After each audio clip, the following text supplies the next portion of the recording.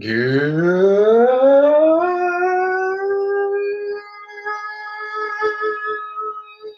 evening, SportsZonians. How's everybody doing out there tonight? I am Mike Aglioloro. I am your host for this is Sports Zone.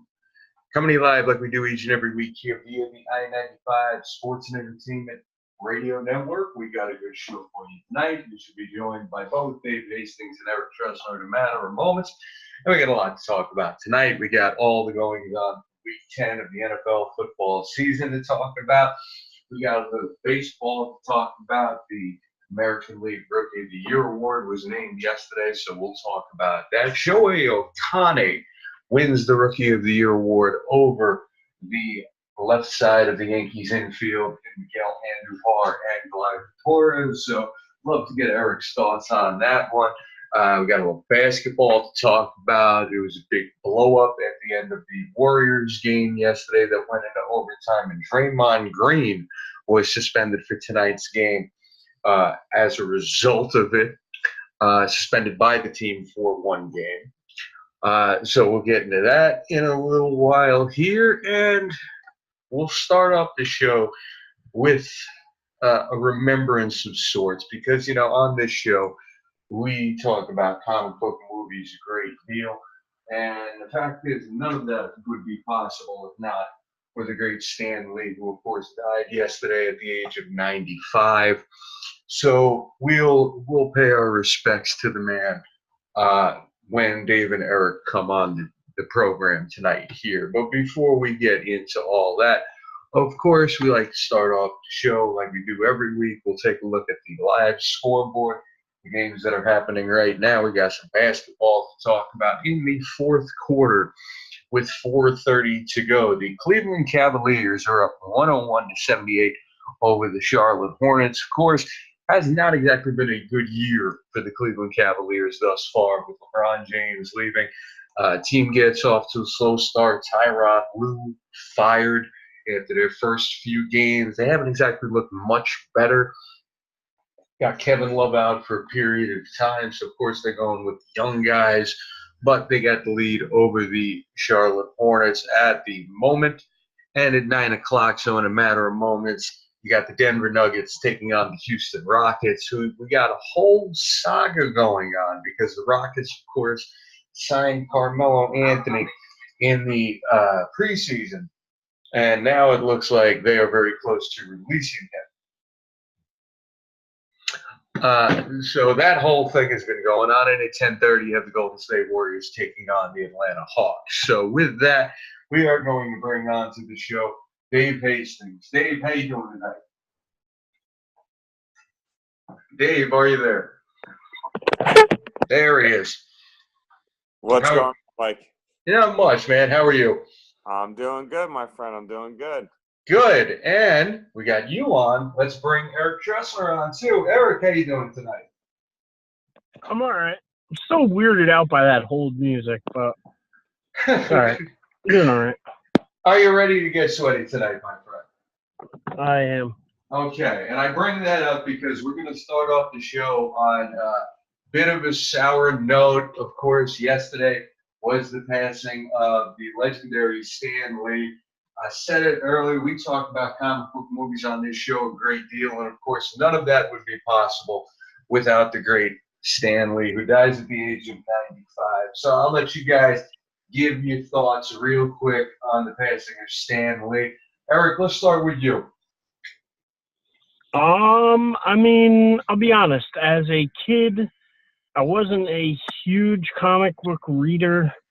As I've gotten older, I've gotten more into it. I mean, the movies definitely played a role in that, but I mean, he created iconic characters that are known around the world, and our household names, so I mean, the stamp he put on the world, I mean, he definitely left his mark, and I mean, 95, he lived 95 pretty good year live, pretty good years. And especially as he got older and more money started to come in for him, I'm sure he lived even a little better. So I hope he went peacefully I know he had been having some health issues over the last couple of years, and it's a sad day in the world of comics, but in the same sense, at least his passion and his creation is going to live on for generations to come. So, Absolutely. Absolutely. Dave, how about you? Well, I mean, I think one of the cool things I learned after his passing was that, he was born in 1922. He didn't even create Spider-Man until he was 36 years old. He was more kind of in the middle part, early middle of his life, and that's really kind of when everything started for him. But I'm like Eric. I never read the comic books. Even at this point in my life, I really haven't read the comic books. But like the movies, I love. I'm a huge fan of all of them. I love his cameos in the movie. I was so happy to hear that he already filled his cameo for the last Avengers movie that's coming out in May. So that's pretty cool to know. And I think the tributes you're going to see to him from some of the Marvel movies that come out moving forward are going to be pretty cool as well, even if it's just sliding in one of the old comic books or something like that for people to see, kind of like they did with the Logan. But I just, huge influence. I don't think it could be really said better than Eric said. He left a stamp on this world that's going to be, already has been felt for generations and is going to be enjoyed for generations to come. Well, apparently, I am the only one of the three of us who actually did read comic books when I was a kid. I've always been a huge X-Men fan, so I was big into it. And to read the letters to the editor and just to see I don't know if you guys know any of the sayings that come out of it, the Excelsiors, the Grand No Prize. You guys ever heard of the Grand No Prize? No. Whenever. No. Okay, the Grand No Prize is basically what would happen when you would get a letter to the editor, and a fan would write in something that happened that like mixed up continuity or something that they pointed out that would stump the editor. Stanley would give him the Grand No Prize, which of course is no prize. So I always thought that was funny. Just things like that. Nuff said was a big catchphrase that came out of that. Every time I hear that, it's like. People say it now, but I always think Stanley in the letters to the editors, just things like that. He was at the forefront of so many different things to make comic books, because before him and Jack Kirby and Steve Ditko and all those guys, you had the Superman and the Batman and the Wonder Woman. These were perfect characters in that you never really saw flaws from any of them. And the characters that he introduced all had some sort of flaws, whether it was the X-Men, who had their own problems with discrimination and things like that, and wondering if they were good enough and trying to protect the world that hated and feared them. And then you had Peter Parker, who was a kid in high school battling things that everybody goes through when you're in high school. And then you had the Fantastic Four and all these different characters. He introduced the idea of the flawed hero. And that, of course, basically changed the way everybody did everything when it came to superheroes. Like, you take a look at Batman. Like, everybody thinks The Dark Knight created the idea of the idea of comic book movies going dark. Well, if you look at it in a broader context, Stan Lee introducing the flawed hero kind of pioneered that back in the 60s. So, in my opinion, everything you see now has elements that Stan Lee really brought to the forefront with all the characters he created in the 60s. So, I mean, Eric, you said it best. The things that he did, the characters that he created, and the concepts that he brought to the forefront are things that are going to go on long after all of us are gone. So, definitely a big loss there, and we thank Stan Lee for everything that he did for the world, really. So. All right, we're going to move on from that.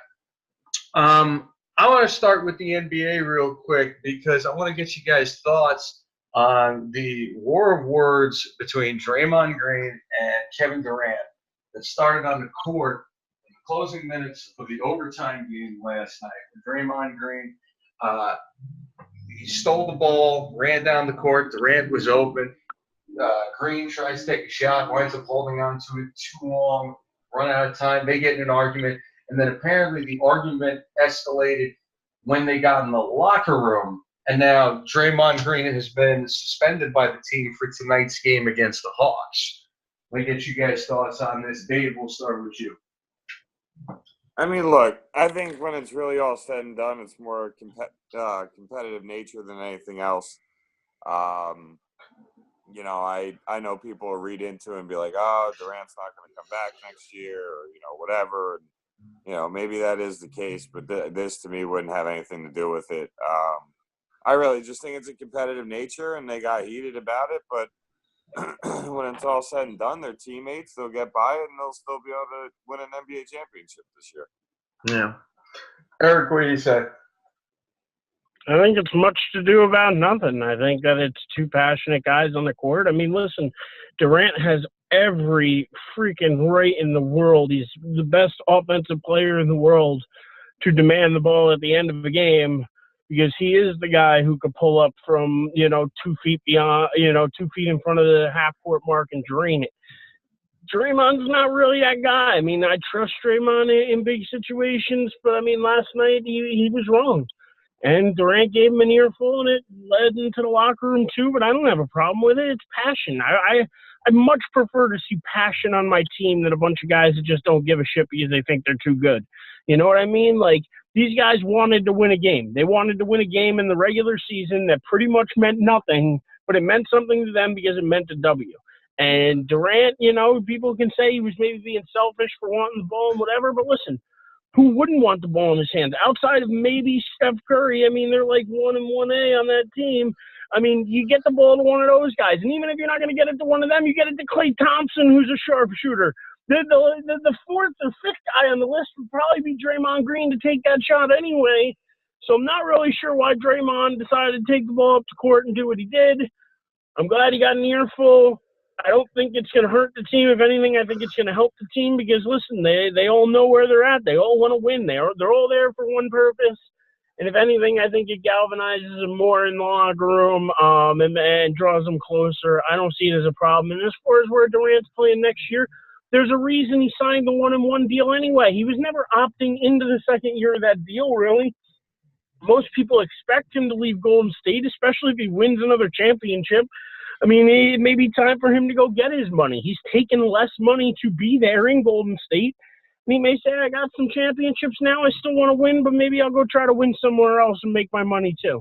So I think that neither, I don't think this plays a role into whether Durant's leaving at the end of the year. And I like to see it, so I don't have a problem with it. And, Green getting a night off, it's probably just a cool down night for him. Again, it's one game out of 82. They didn't come to fisticuffs. I don't see it as a big deal.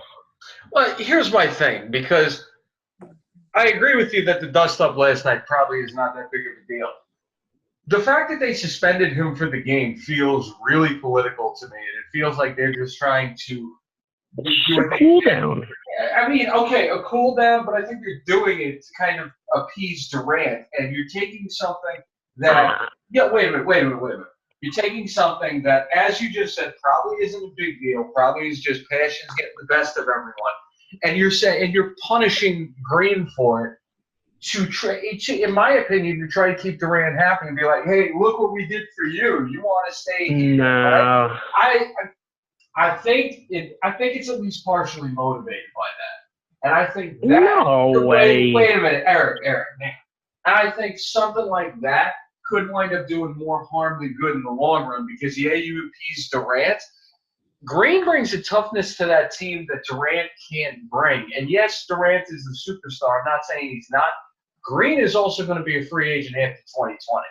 So I'm saying you do something like this where you take something that probably is not that big of a deal and then you punish him for it. When they're both just letting their passions get the best of them, you love these guys for their passion. But again, and then you escalate it. You create a bigger problem than there really is in the first place. Go ahead. But I don't think so. I think you're taking the word suspend and making it too harsh a word. I think that's just term they used as opposed to it actually being like, you're in trouble, you're in timeout, Draymond Green. I think they were just like, hey, dude, let's give you the night off. Let's let everybody cool down. Let's let everybody relax. Then don't call it a suspension. This next game, I don't think it's a punishment. You're deeming it as a punishment against Draymond Green. Where I'm seeing it more as just a night off. I don't see it as a big deal. I don't see it as the deal you see it as. Go ahead, Dave. I gotta jump in and say this when it comes to that type of consideration. If they're suspending him for anything, they're probably suspending him because he cost them the chance to actually win the game in regulation because he didn't pass the ball to Durant. If you're going to suspend him, that to me is why you would title it a suspension. Not because of the, brush up between him and Kevin Durant, but more of the fact that he got selfish, and that's the one thing that is probably most impressive about what they've been able to do over the last few years is with all of the individual talent, they never play selfish basketball. So if anything, to me, that if we're going to look at the suspension as a true punishment, I would say from my perspective, then you're punishing him due to the fact that he was an idiot and selfish in a game and not because of the, disagreement between him and Durant itself. So if you're going to look at it that way, and that, obviously you're going to use the word suspension for some type of thought towards a punishment. Fine. I can't argue with that at all. What I can say is I don't think it's a let's keep Durant happy and, do it for him and appease him. I would say it's more of you went away from what makes us us and did not give the ball to one of the guys on our team that is most suited for the situation we were in. And I got to be honest, if that's why they suspended what you just said, I don't have a problem with it. The fact that it seems to be for the dust up, though, that's what makes me think that. I like where you're going with that one, though. That's what it is. I totally agree with it. All right, I want to bring this up real quick before we go to some football talk here, because Jimmy Butler finally got traded over the weekend. He gets traded to the Philadelphia 76ers, along with the center. I believe his name was Robert Patch. I could be wrong about that first name. He gets traded to the 76ers for Dario Saric, Robert Covington, Jared Baelish, and a second-round draft pick. I want you guys' thoughts on this. I think this is a perfect trade for both sides. I think the Timberwolves, if they would have gotten a package centered around draft picks, I think it would have been terrible for them if they were trying to stay competitive this year. You were not getting a high-value package for a guy who's going to be a free agent after the season to get two guys who you could immediately plug into your starting lineup. I think that's a steal any way you slice it, and I like what Saric and Covington can bring to the Timberwolves. I want to hear you guys' thoughts, though. Eric, let's start with you. I mean, I think Draymond Green will come back after the one game just fine. I think they'll be cohesive on the court. And, I think the Warriors are we're talking about more solid. We're talking about the trade. Oh, wait, there's another team in the NBA? There's another team that matters? I see what you did there. I thought we were talking about the only team that really matters. That's funny. Oh, Jimmy Butler doesn't move the needle. They're still the second, maybe third best team in the East.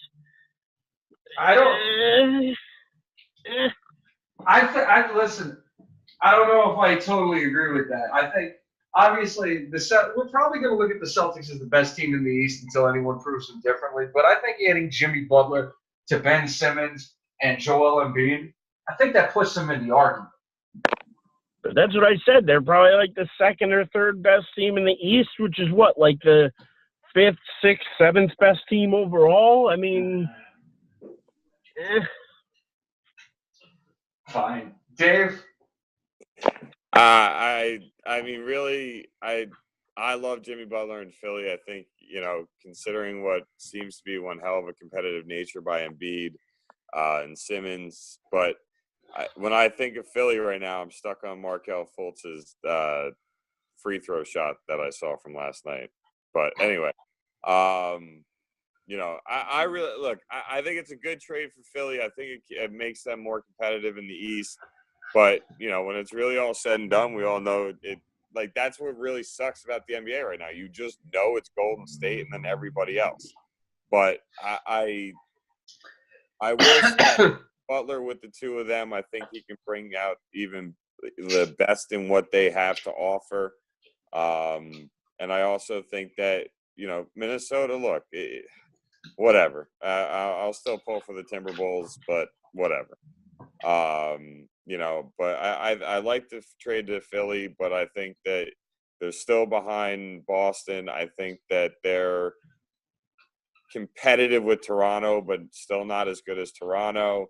And in all honesty, with what you've seen out of Milwaukee so far this year, they might not be as good as Milwaukee. So I still think you're kind of looking at those 2 or 3 teams ahead of them. But at least you can say this. The Eastern Conference playoffs should be a lot more entertaining than they've been the last couple of years.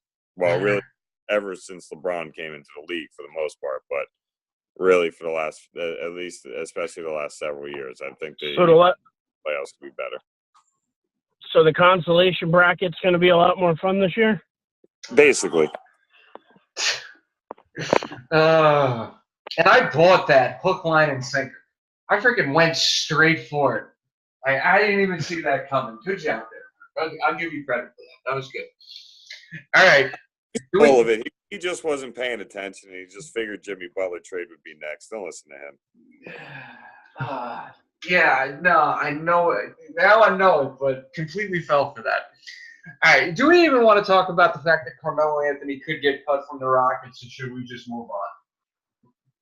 It's just a lot of drama about a guy who's kind of washed up. Yeah. I think the more interesting question that I've heard people debating all week is he considered a Hall of Famer? And I don't think so. I don't see it. I just don't see it. I'm going to agree with you on that. I don't see it myself either. I think he had the potential to be there, but you look at everything that's gone on, especially the last 5 years of his career, I just don't see that. What about you, Eric? I'll disagree, but I've always been a Melo supporter. I think coming out of college, the year LeBron did, he was the most pure scorer I had seen to come out.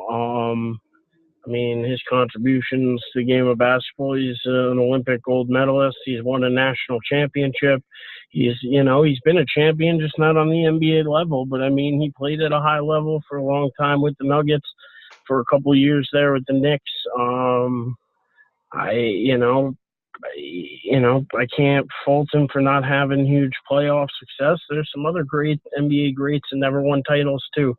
So based on the merits, based on his overall basketball contributions and stats, I'm going to say yes to Melo getting into the Hall at some point. Well, I mean, here's the thing. He is a great scorer. No one's trying to say it, but we've seen, especially over the last 5 years, how one-dimensional he really is. I think the problem is great scorer, never really could do too much else, and I think you're seeing now, especially since he's gone to the Thunder and the Rockets, when you can only do one thing and you have other guys on the team that can do the one thing, you can't do anything else.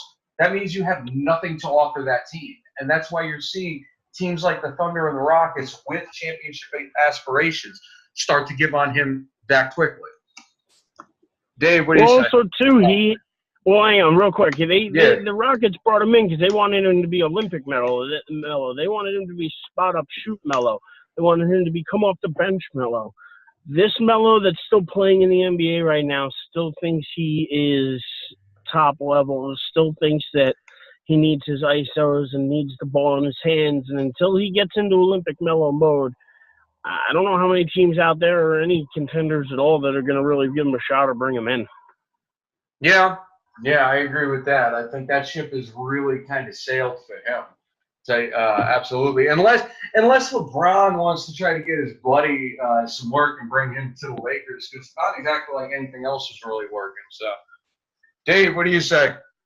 Honestly, I think, one of the things with Melo is, if he's going to go to a team, it's mostly going to be a team that's just trying to get some extra fans in the seat. Nobody would playoff aspirations at all, just a team that wants to put a few fans in the seats. And, there are some teams out there that will make a move like that just to have somebody that could possibly drop 45 one night and entertain the crowd. But like Erich said, unless he can get into his mindset that he's shown in the Olympics of, you know what, you're going to play a spot up 4 on offense, and we need you to be able to bang down low for some rebounds on defense. We really don't have a role for you if you can't take that role. And it's one of those things more for him where he's got to get over himself and accept that he's at a certain point of his career. Yeah, I can agree with that. Absolutely. All right, let's get some football in here. Dave, I want to kind of start with you here because I know you got to leave us in a few minutes here. So much for those Panthers being for real, huh? Man, that was an ass whooping by Pittsburgh. There's no other way to put it. But whatever. I had Christian McCaffrey on my fantasy team. There you go. Out well for me. But, I mean, honestly, Pittsburgh, if we're going to talk about Pittsburgh, Le'Veon Bell didn't show up today, officially out for the entire 2018 season. Hey, good for him. He's trying to play the long game for his career. I respect it. I think he should have showed up and played, but, I'm a fan. My career is not on the line if he tears his ACL. So it is what it is. But Pittsburgh, they don't need him. They're rolling on all cylinders. That offense is playing great. That defense, I think, is getting more and more confident as the year goes on. And really, when it's all said and done, they're kind of similar to the Rams, where they could beat you in a 42-35 shootout. So they're not they're not worried about having to put up a lot of points. That's for sure. Yeah. What else you got? You could say a couple other things that stood out to you this week. I mean, look, the Rams, if they can't get better on defense, their hopes of winning a championship to me go down when they have to travel to New Orleans in the playoffs, because their defense is just not good. Seattle ran for over 200 yards on them. I mean, yeah, they still won the game because that offense is amazing, but now Kupp is down, but still talented. Goff, Gurley, Cooks, who the hell else do they got? Woods. I mean, they're still loaded on offense. Defensively, though, they really got to get it together. I think one of the other things that stood out to me from the week itself was Des Bryant signing with the Saints and then tearing his Achilles before, Sunday even gets here. My heart went out to him, man. No matter what, I'm always going to be a huge Des Bryant fan. I don't really care what his last few years were like with Dallas. I don't care how his career ended with Dallas. I will always be a huge Des Bryant fan. So my heart went out to him. But, the Saints are they're getting rolling, man. They may have the best offensive line in football. Offensively, even though Mike Thomas is going to get the ball thrown to him, 7 out of 10 times that Breeze drops back, you still can't stop him from getting open. Defensively, they're playing better and better week in and week out, and I really just think they're a team that right now, we're only at the halfway mark, so we all know how much to change. Really looks like they're a serious contender. Shout out to Chicago, just playing good football. I don't think they have enough yet to really make a run, but they really have a chance to, win that division and at least host a playoff game, and then anything can happen. Tennessee, man, with the whopping they put on New England, it made me feel a lot better about that Monday night loss. But still, New England, I ain't worried about them. I know people are, but I'm not worried about them. They're New England. They're going to do what they do. The NFC, they basically locked up for them anyway, so they don't have anything to worry about. Yeah. And lastly, I was impressed with the performance Dallas put on. They actually stuck with Zeke Elliott. What a freaking concept that was.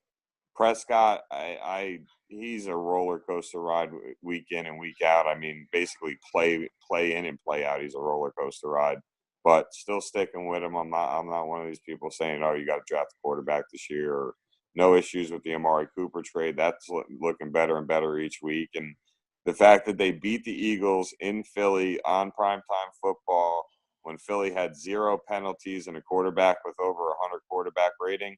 That says something about the moxie of that team. I still think Linehan, the offensive coordinator, should get fired, and maybe Garrett as well. But, yeah, off the top of my head, being able to spit it out real quick, that is 100% the things that stick out to me from this week. And Vander Esch, I don't know how you pronounce his last name, but that kid looks really good. Yeah. Yeah, make Sean Lee a coach. Be done with him.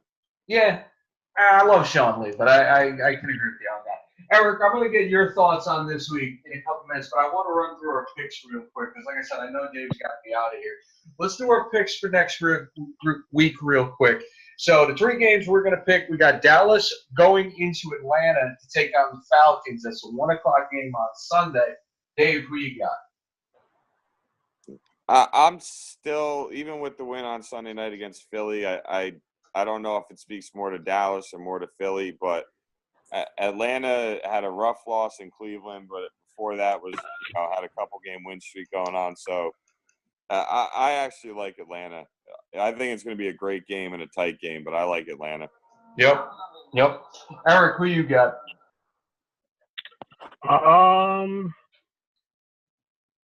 Atlanta, I guess, at home. I don't know. 2 teams that you can't necessarily figure out. So I'm going to go with the home team. Okay, so all 3 of us are picking Atlanta because I am picking Atlanta myself. Now this is the game I'm looking forward to. You got Minnesota going into Chicago. You guys remember what I said last week? Chicago is going to win at least 9 games this season. They're already at 6. This is my big pick for this week. Chicago wins in prime time on Sunday night against the Vikings. Win number 7. Eric, who you got? I guess the Vikings, but again, I'm 2 teams I still can't really figure out. I don't trust Chicago yet, although I think, they're playing good football. I just can't trust them yet. For that reason, I'm going to go with Minnesota. And they're another team that haven't really been able to figure out all year, so try them again, Minnesota. There you go. Dave, who you got? I mean, with Minnesota coming off of a bye, more experience at the quarterback position, and their pass rush was really starting to come alive before that bye week with I think it's Daniil Hunter who came back off of injury. So I like Minnesota. I think they're more prepared for the bright lights of Sunday night. All right. Okay. And now the big Monday night game that will no longer be in Mexico. It will be in Los Angeles. You got Kansas City going into Los Angeles to take on the Rams. I'm expecting a great game here. This should be a shootout. Let's hear you guys' picks. Dave, who you got?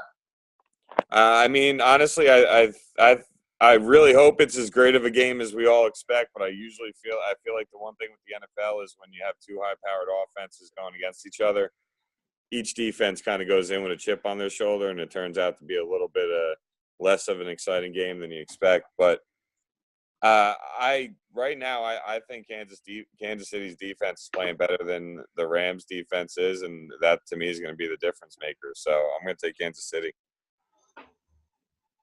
Okay. You got it. So we got Kansas City there. I am going to agree with you. I think Kansas City takes this game too, even though I still say this is going to be a high-scoring game. But between these 2 teams, we know the Chiefs' defense has looked better than the Rams, at least recently. So I got to go with the Chiefs on that one. Eric, who you got? I'm going to take the Rams. I just have more trust in them. I think that they're going to be able to move the ball a little bit better. And even though they're playing in Kansas City, and that's a tough place to play, I'm going with the Rams. I still think they're one of the top 2 or 3 teams, in the whole league. So I go with the Rams. Okay. Fair enough. So, Dave, I know you got to get out of here. Any final thoughts before we let you go? Honestly, I just want to hear Eric's quick thoughts on the league on the past week, because I know he's got to get moving as well. So I'd love to hear him real quick before I sign off. Yeah, go ahead. All right. Yeah, no, I don't mind. I mean, honestly, one of the biggest things that jumped out to me was the absolute ass kicking nobody saw coming this week of Buffalo trouncing the Jets at home for the Jets. I don't know why I was stuttering there, but yeah, I mean, 31-3, I think it was at halftime. And then the team afterwards. I mean, Jamal Adams, he came out and he was pretty much threw his coach under the bus, saying they weren't prepared for Barkley, that they had prepared for Allen. And I get it. There's not much tape on Barkley. You guys only started 8 games, but still, like, guys only started 8 games. You should be able to put some kind of package in to slow them down. And Buffalo looked like a juggernaut. So, I mean, that stood out to me. The Giants getting a win, and, I mean, it's amazing. They played a crappy San Fran team, and with that crappy San Fran team came their crappy defense, and with that crappy defense, the Giants' O-line actually gave Eli time, and he didn't look half bad when you gave him some time. Threw 3 touchdowns, looked like a normal quarterback again. It's amazing what happens when you keep the guy upright. I mean, through the first half of the season there, he was leading the league in sacks. I think he was sacked 31 times already. So, I mean, it was good to keep him upright, and they finally got a win. And somehow, miraculously, they're still not out of this terrible division, because I still don't trust Washington, and Dallas and Philly are only 2 games ahead. So anything can happen here coming down the stretch. Those stood out to me. Yeah, I mean, those were the 2 big standouts for me anyway. That, and I guess New England getting trounced. I really didn't see that coming, although maybe I should have. But I don't read anything into it, like Dave said before. I'm not reading into the end of the Patriots just because they lost to the Titans. If anything, you'll just get pissed off Tom Brady next week, and he'll throw for 5 touchdowns, and everybody will go, oh, my God, he turned the clock back 10 years again. You know what I mean? So, Eric, the Patriots actually have a bye week and then play the Jets. Oh, there you go.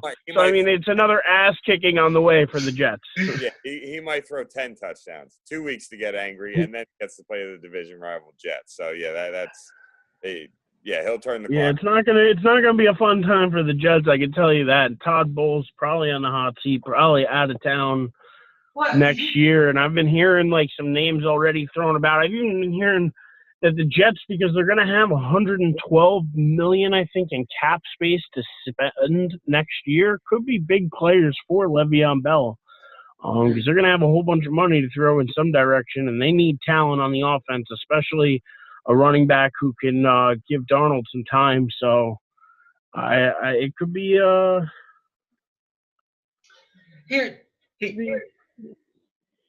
Oh, go ahead, Eric. I'm sorry. No, go ahead.